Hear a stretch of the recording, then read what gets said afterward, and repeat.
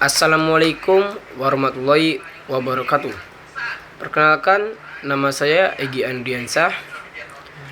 Saya dari Fakultas Ekonomi dan Bisnis Universitas Negeri Padang, NIM 2305-343. Yang pertama-tama saya hormati Bapak Dr. Liu Prista SPD MPD selagi dosen pengampu.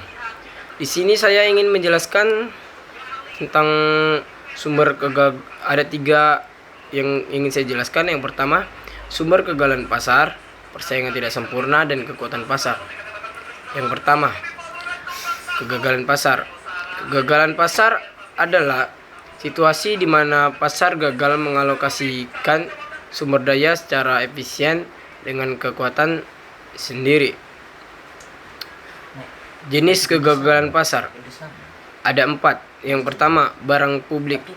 Barang publik adalah barang yang apabila dikonsumsi oleh individu tertentu tidak akan mengurangi konsumsi orang lain akan barang tersebut. Yang kedua, kasus informasi asimetris.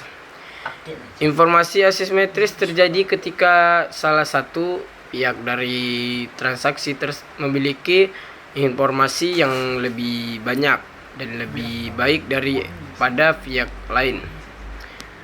Yang ketiga, monopoli, yaitu pembelian dan penjual dapat memberi pengaruh signifikan pada harga atau output.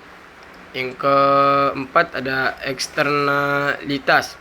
Eksternalitas adalah dampak dari tindakan seseorang terhadap kesejahteraan orang lain.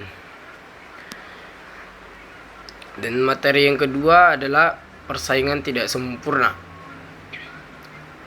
Pengertian dari persaingan tidak sempurna adalah persaingan tidak sempurna adalah struktur pasar di mana jumlah penjual lebih sedikit daripada jumlah pembeli. Hal ini menyebabkan terjadinya ketidakseimbangan dalam penentuan harga produk di pasar. Barang yang dijual juga berbeda dengan pasar persaingan sempurna. Ciri-ciri dan jenis pasar persaingan tidak sempurna. Ciri-cirinya adalah ketidakseimbangan penjual dan pembeli. Penjual menentukan harga, sulit berpartisipasi, tidak ada pengganti. Jenis pasar ada 3. Yang pertama, pasar monopoli. Yang kedua, pasar monopolistik. Yang ketiga, ada pasar oligopoli. Pasar monopoli.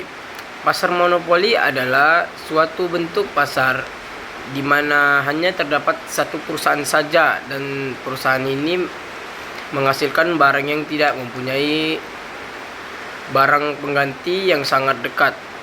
Ciri-ciri dari pasar monopoli: dikuasai oleh satu perusahaan, tidak mempunyai barang pengganti yang mirip, susah untuk masuk ke dalam pasar monopoli, dapat mempengaruhi penentu harga, promosi kurang diperlukan. Yang kedua, pasar monopolistik. Pasar monopolistik adalah jenis pasar dengan banyak penjual yang menghasilkan barang yang berbeda corak. Pasar persaingan monopolistik pada dasarnya adalah pasar yang berada di antara dua jenis pasar yang ekstrim, yaitu persaingan sempurna dan monopoli.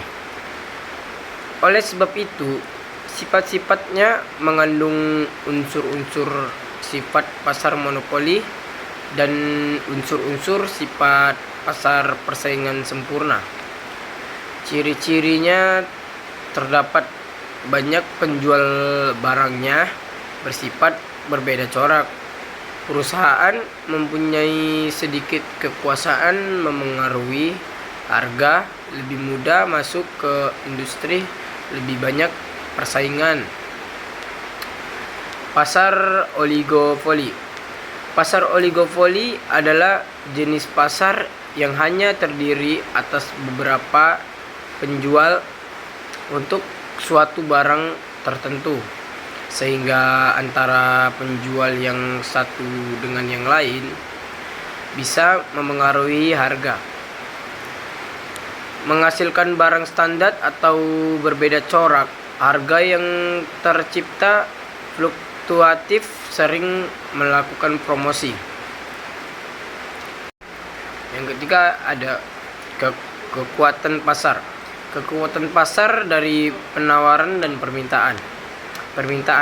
Permintaan kurva. Permintaan hubungan antara harga dan kuantitas yang diminta. Hubungan antara harga dan kuantitas yang diminta ini adalah benar untuk sebagian besar barang-barang di dalam ekonomi dan dalam kenyataannya. Hal ini begitu umum yang disebut ekonom sebagai hukum permintaan, yaitu saat harga barang naik, kuantitas yang diminta dari barang akan jatuh, dan saat harga jatuh, kuantitas yang diminta naik. Pergeseran pada kurva permintaan, karena kurva permintaan pasar menahan hal-hal yang lain secara konstan. Itu tidak perlu stabil dari waktu ke waktu.